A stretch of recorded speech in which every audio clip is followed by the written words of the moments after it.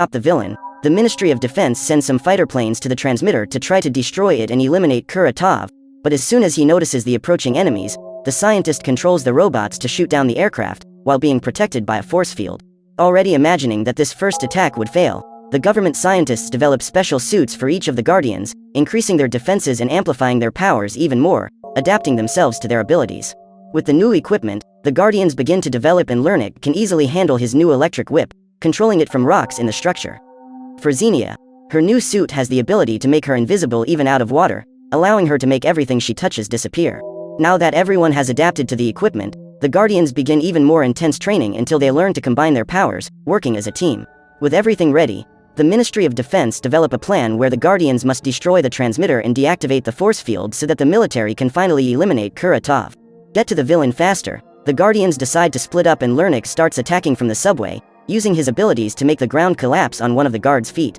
Wielding his whip, he throws one soldier into the rearview mirror of a car and throws the others away, but when reinforcements arrive shooting, Lernik is forced to come up with a new strategy and decides to turn his whip into a kind of shield to defend himself. As the soldiers keep coming, the superhuman hides behind a row of cars, until he sees a gap and takes the opportunity to neutralize the gunman by whipping through the windows of all the vehicles and knocking them out with electricity. Outside the building, Arsis runs full tilt into a car, causing the gunman behind the vehicle to fly away.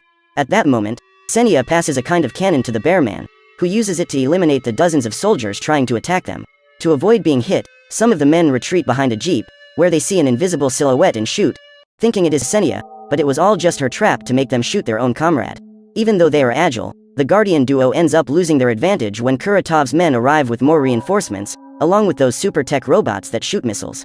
This, along with the constant shooting in Xena's direction, makes Arsis's greatest fear come true.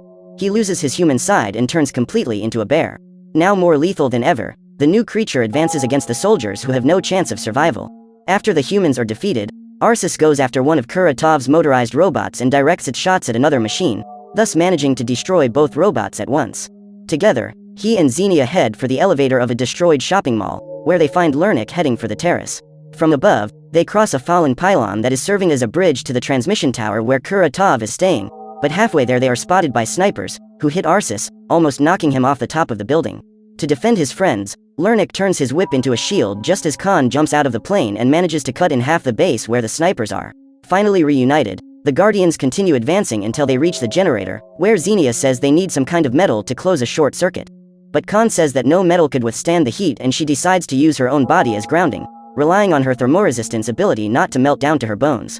With Xenia's sacrifice, the force field is broken and they complete their mission, but the Guardians refuse to back down and keep going up to face